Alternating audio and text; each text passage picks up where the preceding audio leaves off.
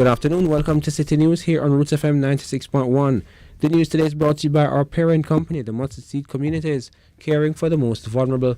Thanking our listeners on the 96.1 FM dial and also persons tuning in via our website and also on our social media platforms. I'm Owen Brown.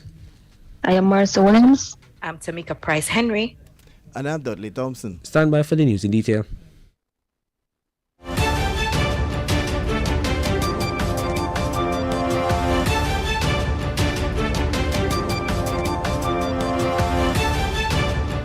Welcome back.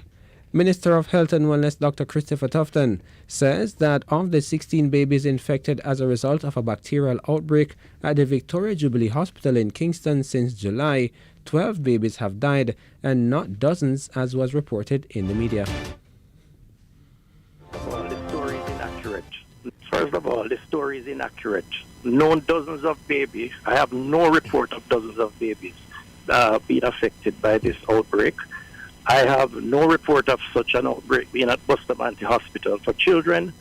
And no, we did not make the issue public, as unfortunate as it is, because of the process that was taking place. The outbreak, which was discovered in July, saw 7 babies dying at the end of the month. 2 died in August and another 2 in September and 1 in October. Dr. Tufton went on to explain the steps that were taken to resolve the issue when it was brought to his attention in late August. In late August, I was advised that in July there was the discovery of an outbreak in the hospital, a bacterial outbreak.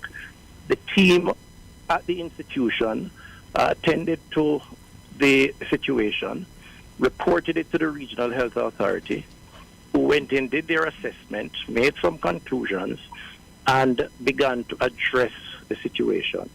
My understanding is, from the reports that I have, to July 7, August 2, September 2, and 1 baby in October related to that particular bacteria. That is the report I have, and that's a far cry from dozens of babies. The health minister said he instructed the Pan American Health Organization and experts to be called in to do an assessment, which was done, and he's now awaiting the report from the PAHO team. Dr. Tufton lamented that one of the real challenges facing the hospital is the ratio of staff to babies. I really should not be faced in the public health system, and it's something that I've been dealing with over the past number of months, is the shortage of staff. The ratio of a nurse, neonatal nurse, to babies in the context of a neonatal ICU unit, which is where this issue occurred, should ideally be 1 to 2. Unfortunately, given migration and other reasons, we're now operating at a 1 to 7 or 1 to 8. That has been identified by both the internal team in the region as well as the Panama team as a big challenge that we face in our health system, and in this case, in that particular environment. Dr. Tufton went on to say that there was no cover-up of the outbreak. One thing nobody can accuse me of is to be inaccessible to the media. In fact, people think I'm too accessible. And one thing the ministry has prided itself on over the last 7 years is to be as transparent as possible. There was no attempt at cover-up. As much as we have a problem, and I'm prepared to speak about the problem, we should not blow the problem up to a point which is untrue, and that's what I'm saying. That was Health and Wellness Minister Dr. Christopher Tufton responding to concerns about the bacterial outbreak at the Victoria Jubilee Hospital. Meanwhile, Opposition spokesperson on health Dr. Maurice Guy says it seems the ministry was caught off guard. More in this report with Jeffrey Tavares. It is most unfortunate and unacceptable that information such as this, particularly where we have had a history of this in the past, that the minister is now coming to the country 3 to 4 months later to say this happened. It's almost like the minister never wanted it to come to light at all. Dr. Guy says that Dr. Tufton fellow ministers seem caught off guard. having been seized with information, not to say to those who appoint me, those who share that collective responsibility of cabinet, that this has happened, and for them to be caught unaware. And I gather you only informed the Prime Minister when it was about to be out. And that's not acceptable for a cabinet minister. I am Jeffrey Tavares for Roots FM News. Tune in to City Beat for the full response of the Health Minister. Two employees at the Two employees of Sagicor Bank are to appear before the Kingston and St. Andrew Parish Court on December 9 to answer 6 charges related to fraudulent activities on customers' account. The two employees, 42-year-old Tricia Montague Moulton, bank manager of Sagicor Bank Ligony, and 42-year-old Malika McLeod, also personal banker at Sagicor Bank Ligony, were arrested by the Counterterrorism and Organized Crime Investigation Branch, CTOC, on Friday. They have since been released on bail in the sum of $1 million each. They were charged with the offenses of conspiracy to defraud, access with intent to commit or facilitate an offense, unlawfully making available device or data for the commission of an offense, computer-related fraud, breaches of Proceeds of Crime Act, and larceny as a servant. The allegations are that between August 2022 and October 2022, Moulton and McLeod, in their capacities as managers and a personal banker, respectively, conspired and defraud about 6 Sagicor customers' U.S. currency accounts of an undetermined sum of money. One of the accounts has been fully verified to have been defraud of a total of $2.5 million. The fraud was discovered during a routine internal audit, which is still ongoing to establish the final figure. A police source says the figure could rise to as much as $60 million. H&L Limited and its Deputy CEO, Oliver Downer Walsh, has responded to the Integrity Commission's assertion that her position on the board of the Rural Agriculture Development Agency, RADA, poses a potential or perceived conflict of interest.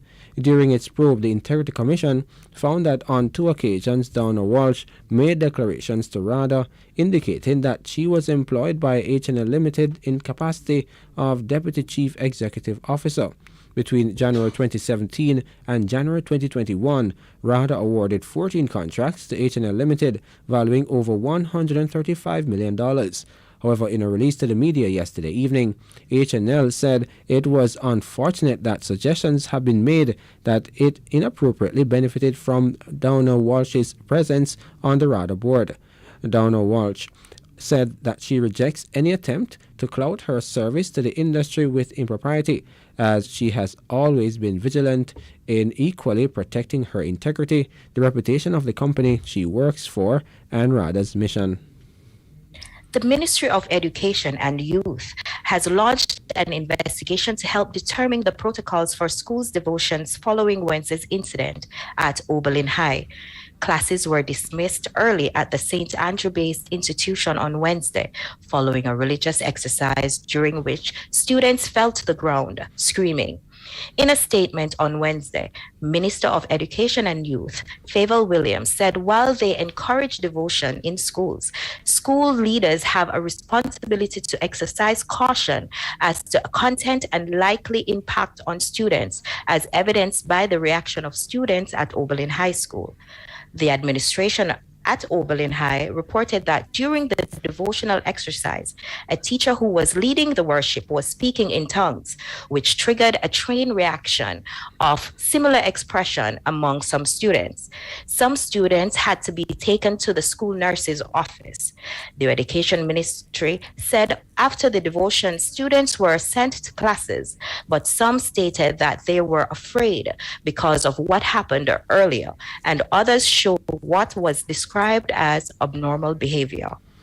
A major police military operation was conducted in Waterhouse, St. Andrew, following a drive-by on Verma Road that claimed the life of a man and the injury of 3 others on Wednesday morning.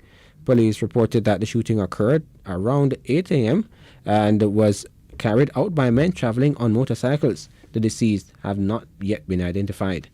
Senior Superintendent Kirk Ricketts, commanding officer for the St. Andrew South Police Division, said the incident appeared to be linked to ongoing conflict in the area. And for our international and regional story, we join Jeffrey Tavares.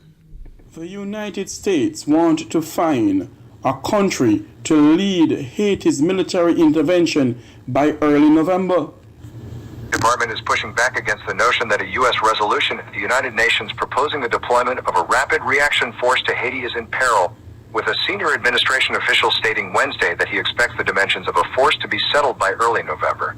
The United States is proposing that a multilateral force, led by another country, be deployed to Haiti with urgency to help Haiti's police break the stranglehold of gangs on its major ports and roadways, fueling the country's worst economic, political, and humanitarian crisis in decades. The Haitian government and UN Secretary General Antonio Guterres requested military intervention earlier this month after a powerful gang alliance blocked the country's main terminal, leading to food, fuel, and water shortages. News out of Iran. Security forces opened fire at protesters today. Human chain marching in solidarity. Videos posted to social media show protesters on foot and in their cars heading for the city of Saqqez, where Mahsa Amini was buried 40 days ago after her death in the custody of Iran's morality police. They chanted "Women, Life, Freedom" on the culturally significant day. A Kurdish human rights group later accused security forces of firing tear gas and pellets to disperse the crowd. In the capital, university and school students gathered en masse, while in the city of Bukhan there were claims of clashes well into the night. I am Jeffrey Tavares for Roots FM News. And those were the stories making City News. Stand by for the weather report with Marcy Williams.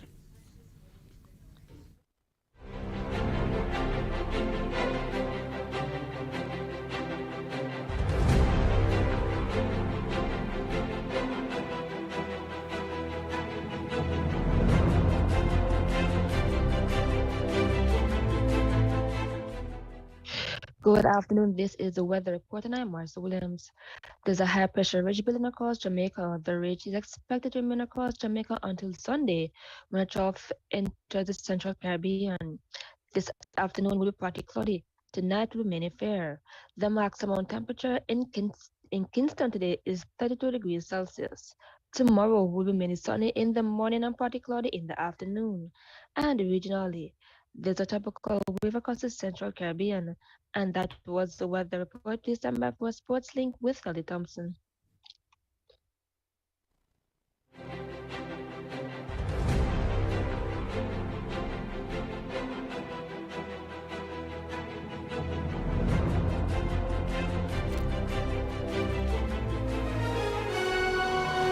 It is now time for Sports Link on Roots and the 6.1 FM.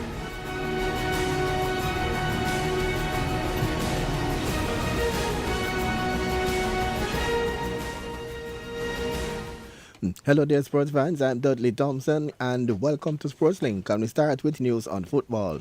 Barcelona was eliminated from the Champions League yesterday before being enduring a 3-0 beating by Bayern Munich. Atletico Madrid also went out as an extraordinary sequence around the penalty awarded by video review after the final whistle was after a 2-2 draw against Bayern Leverkusen.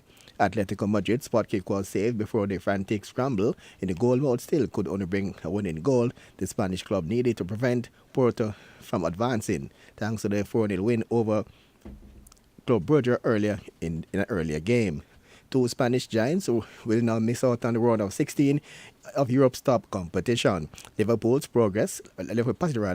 passage into the knockout stage with a game in hand was relatively calm in a 3-0 win over Ajax to join leaders Napoli in advancing from a free-scoring Group A game, which 44 goals and from 10 matches.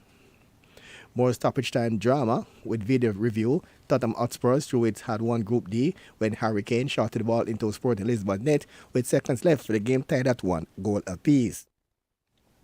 A long VAR check ruled Kane was being offside, and Furious Tottenham coach Antonio Conte was shown a red card. A group leader, Tottenham Hotspur, at least, and play Marseille next Tuesday, while Eintracht Frankfurt will beat Marseille 2-1 on Wednesday, go to Sporting Lisbon. Barcelona, even after signing their former Bayern Munich star Robert Lewandowski, has now fallen short of round of 16 in the back-to-back season since Lionel Messi left in August 2021 for Paris Saint-Germain. Bayern and Napoli are only teams with five wins apiece in the group stage, and our Italian's team treating the win against Rangers ran goal tally of up to 20. News now on Manning Cup football locally. Last season being the finalists, Jamaica College maintained their unbeaten run in the Isla Manning Cup football competition as they easily dispatched One Manley High 5-0 in the first leg of their quarter-final tie. The JC unbeaten run extended to 11 games. The time in the games they were showed as were capable of doing, so the record said. Another result, Stats beat St. Jago by 2-1. St. Catherine clipped Wilmers 1-0, and Kingston College and Ozemati, they played out to an nil scoreline. Now on to news on racing. Tyler's late rally to beat the speedy Legal Boss in the Princess Popstar at 5.5 furlongs on Saturday at Cavenagh Park, the first major 2-year-old race of the season. The cash pot only won one meat trophy. A change of equipment, especially on the filly, as bred Legal Boss, Legit Boss rather, could make a difference in the 2-year-old race. Case most also made by Taylor's stablemate, that's Mamma Mia, and the lone colt in lineup, Richard Azan Mojito, was also noted closing down on the front of her at the 5 furlong round, had been slowly into stride and both debut on October 16. Talia's got the jump over Legit Boss at the start, but the speedster took over the Dick Cardenas and led the space at 23.3, 34.2 and 45.4. Talia's found that late gear during the inside and the final furlong to win, going away by a length and a half. Alright, so on that note, we come now to the end of the Sports Link for today.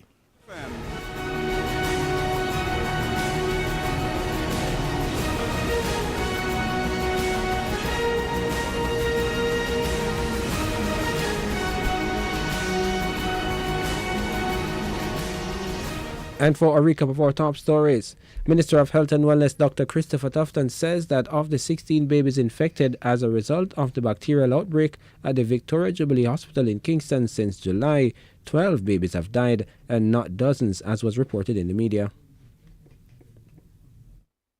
To appear before the Kingston and St. Andrew Parish Court on December 9 to answer 6 charges related to fraudulent activities on customers' account.